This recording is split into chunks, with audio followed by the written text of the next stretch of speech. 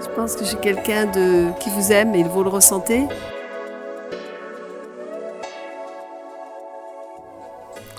Moi, je pense que les enfants de 8-14 ans me connaissent quand même parce qu'ils regardent la télévision, ils regardent Internet, il y a toutes mes vidéos. Et en fin de compte, moi, j'ai toujours commencé et j'ai toujours chanté à travers des grands spectacles. C'est plus mes spectacles qui m'ont fait connaître que si je chantais un disque comme ça. Et depuis tant d'années, leurs parents, leur papa, leur maman m'ont connu. Et maintenant, c'est eux et peut-être leurs petits frères et sœurs. Et je pense que la durée de ma carrière tient à la qualité de mes spectacles, de mes chansons et des histoires de mes spectacles. Donc c'est vrai, c'est important que pour moi la scène est quelque chose de plus important dans ma carrière. C'est une histoire.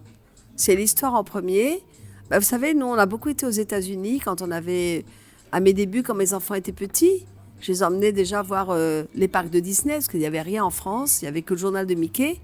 Et puis après, on allait voir des comédies musicales et ça venait des histoires. Et mon mari, alors qu'en France, on aimait le rock, etc., lui, il aimait que Judy Garland, il n'aimait que toutes les belles musiques de Gershwin, donc il était élevé là-dedans, Charles Trenet, enfin, toutes ces vraies mélodies.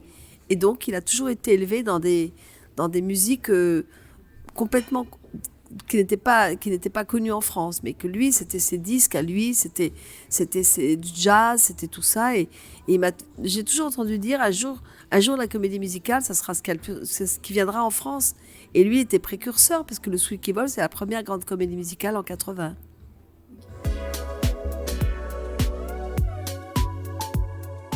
Maintenant, parce que je suis comme eux, je leur ressemble, j'ai la même voix qu'eux. Moi, je sais pas, moi, j'ai pas une voix d'adulte, je suis pas une dame. Il y a une personne, une amie qui est journaliste, elle me dit, toi, ton succès, c'est parce que t'es une fille, t'es pas une dame. Je dis, voilà, t'as raison. Je suis plus faite comme une fille que comme une dame. Exactement.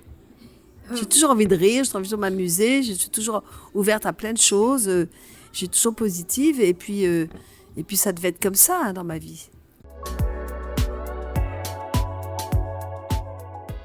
Ah non, mais je ne saurais pas le faire. Il y a des gens qui font mieux que moi. Céline Dion, tout ça, c'est beaucoup mieux que moi. Hein.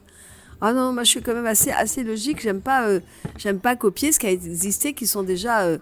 non. D'abord, le départ, c'est que je ne voulais pas être chanteuse, moi. Hein. N'oubliez pas, je voulais être journaliste, je voulais être comme vous. Je ne voulais pas chanter, moi. Je n'ai jamais dit que je voulais chanter. C'est le hasard qui m'a ramenée à la chanson. En rendant service d'abord à Marité Gibert-Carpentier. Jean-Jacques m'a écrit une chanson d'abord au départ. D'abord, j'ai rencontré un des plus grands on va dire, producteur de journaux, qui s'appelait Daniel Philippaki, qui est un très très grand de la presse et de la radio. Et puis il m'a vu et j'ai dit, moi je voudrais être correspondante d'un journal anglais avec un journal français en France. Parce que j'avais déjà une idée de ce que je voulais faire. J'ai toujours su que je voulais faire quelque chose dans la communication. Et puis là-dessus, il a dit à Jean-Jacques, moi j'aimerais qu'elle chante. Je lui ai dit, non, on va pas quand même chanter.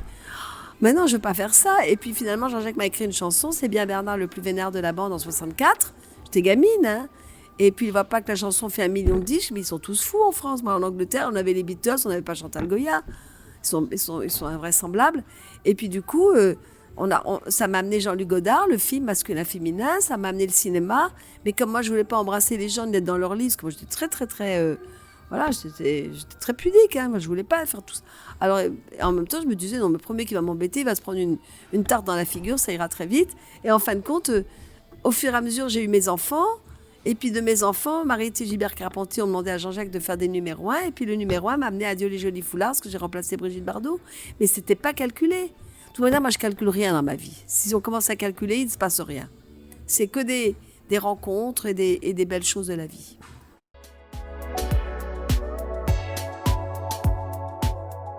Mais me poser pour faire quoi?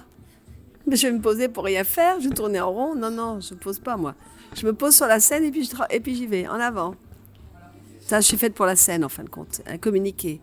Où j'aurais été, je sais pas, une avocate, où j'aurais je sais pas, j'ai quelque chose qui ne me fait pas peur, c'est la scène. Je me sens bien. Puis déjà, c'est un endroit où on me fiche la paix. Hein. Ah ben oui, le premier qui monte, alors, qu'est-ce qui se passe? Alors, tout le monde est comme ça et repart vite à sa place. C'est votre endroit. C'est mon endroit.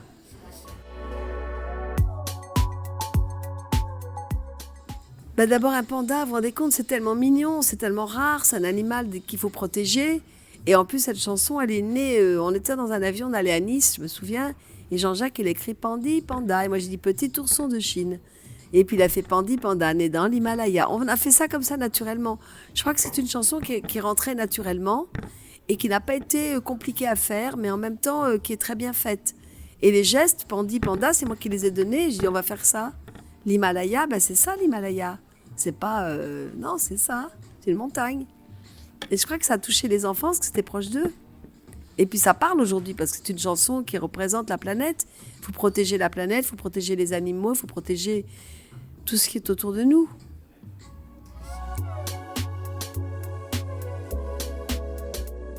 C'est des enfants qui disent au revoir à leur professeur dans un village en Alsace. Et c'est l'hiver. Et tout d'un coup, quand le professeur s'en va, ils sont tristes. Mais qu'est-ce qu'ils aperçoivent dans le ciel? Une cigogne. Or, tout le monde sait qu'il n'y a pas de cigogne en hiver, parce qu'elle part dans les pays chauds. Et derrière la cigogne, un énorme soulier arrive en volant. Et dedans, je suis dedans. Mais dans leurs rêves, ils m'ont toujours connue. Et c'est Marie-Rose, et c'est moi. Et comme j'ai su qu'ils étaient très tristes parce qu'ils quittaient leur professeur, je viens un peu les réconforter et les emmener d'abord dans une très belle forêt. On retrouvera tous les personnages les plus connus, comme le lapin, le coucou, le docteur Sirop, enfin tout ce qu'on a connu. Et de là, on part d'un petit train vers le village de tous les animaux qui s'appelle Animauville. Et à la fin, on s'endort sur le soulier et on s'aperçoit qu'on a rêvé parce qu'on revient en Alsace. Et après, moi, je dois rendre le soulier au géant Balthazar parce qu'il se fait tard. C'est toujours des histoires racontées par Jean-Jacques. Cette histoire vient d'un voyage qu'on avait fait à New York. Et moi, il m'avait dit oh, j'arrive pas à dormir, je vais au fond de l'avion. Et puis, moi, je dors partout. Moi, c'est la nuit, je dors. Et puis, il avait un petit garçon qui prenait un soulier et puis qui volait comme ça dans l'avion, un soulier de son papa. Il a dit tiens, c'est un soulier qui vole. Et voilà.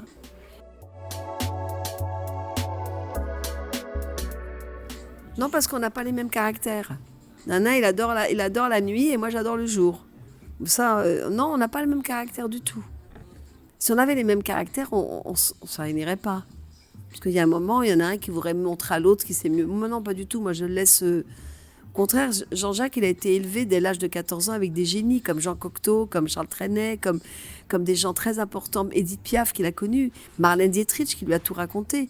Alors, la plus belle école pour lui, c'était celle-là. C'était de rencontrer des gens importants qui lui ont appris beaucoup de choses. Et grâce à tout ce savoir, il a pu m'apprendre des choses aussi.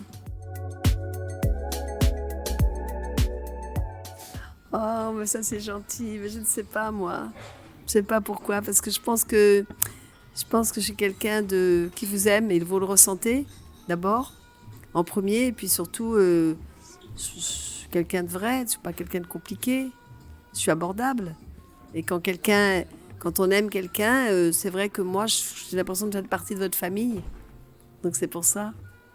C'est vrai. Et voilà. C'est bien. Beaucoup, merci. C'est trop gentil.